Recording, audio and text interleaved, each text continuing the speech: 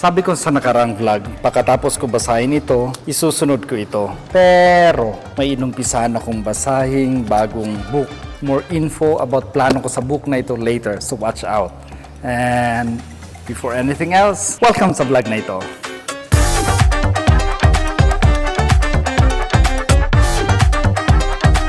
From September 10, last month, linggo yun after ng third mass dito sa Paris Church, umalis ako ng parokya at bumalik ako September 22, almost midnight na. Pareho ng normal na magbabakasyon, syempre may expectation at may mga hindi ina-expect. Doon muna tayo sa mga ina-expect ko. Makita ko ang mga classmates ko.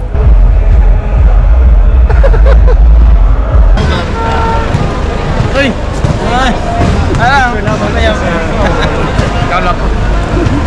Video yan! Of course, makapag-basketball pero sayang wala ako ng kuha na nag-basketball ako. May kuha ako ng ibang teams na nag-basketball.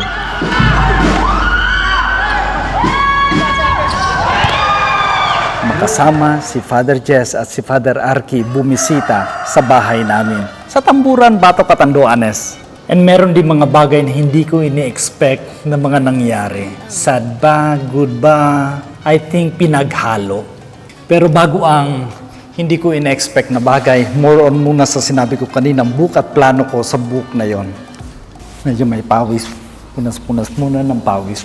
Ang book na ito ay sinulat ni Philip Henry B. Morales, isang pari sa Roman Catholic Diocese ng Virac. Classmate ko siya nung gumraduate kami sa theology at batchmate ko din siya nung naordinahan kaming diakono.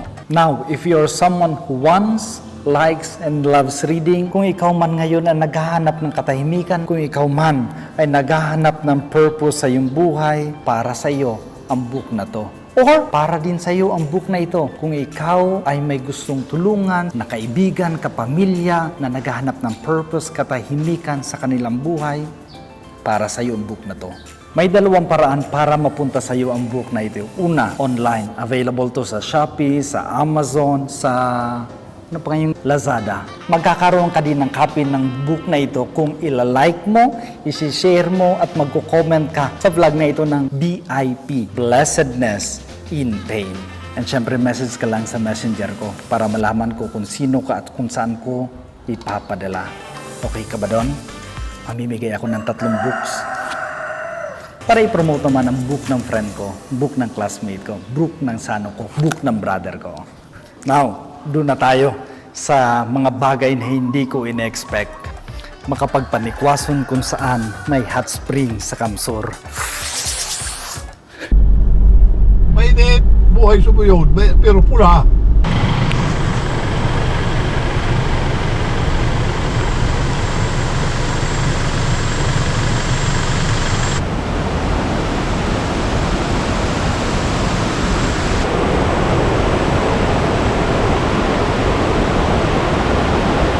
Makapag-drive from Naga via Sabloyon papunta ng Tabaco City para ihatid ang mga sano na taga Catanduanes. Just made na aga. Nice. Wait, thank you ha. Welcome, tabi mo. Ano to? May birak tayo?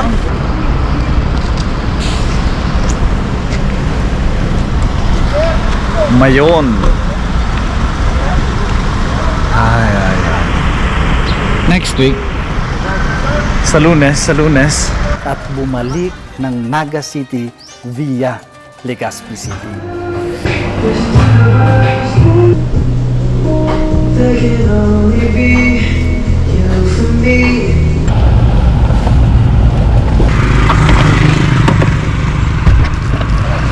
Solo ride.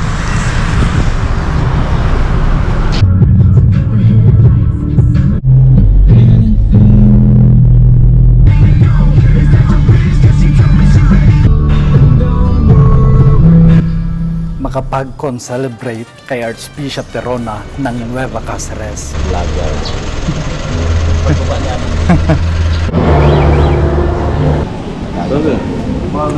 Victor po.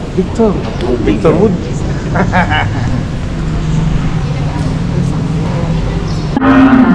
Alawasan ng Nago at mga pagkiol kasi sa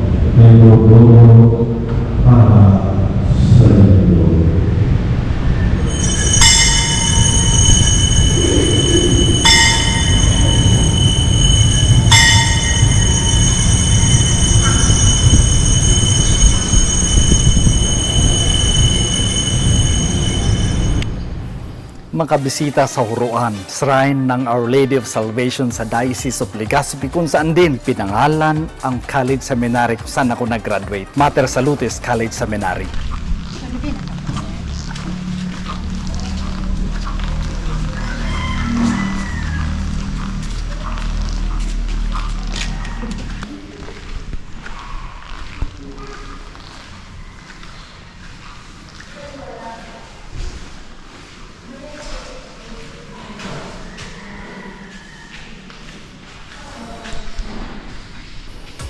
At ikalima, medyo nakakasad ito. Kasi after ng vlog na ito, wala na akong maipapakita. Mga lunchtime ng September 17 hanggang sa nakabalik ako sa Sibalom, lahat ng files na corrupt. You need to pay 1250. 1,250 person.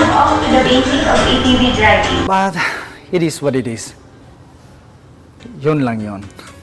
Pero bagamat ganun man ang nangyari, thankful, happy, and blessed pa rin ang aking naging muling pagbabalik. Kaya all I can say is, Panginoon, Ginoo, Kagurangnan, salamat sa oportunidad na nakauwi ako. At Ina, Eloy, Mama Mary, thank you very much for guiding me. Thank you so much for watching this vlog. See you sa susunod na vlog. And always remember, you are blessed, you are a blessing. But, wala nang magandang tunog ah.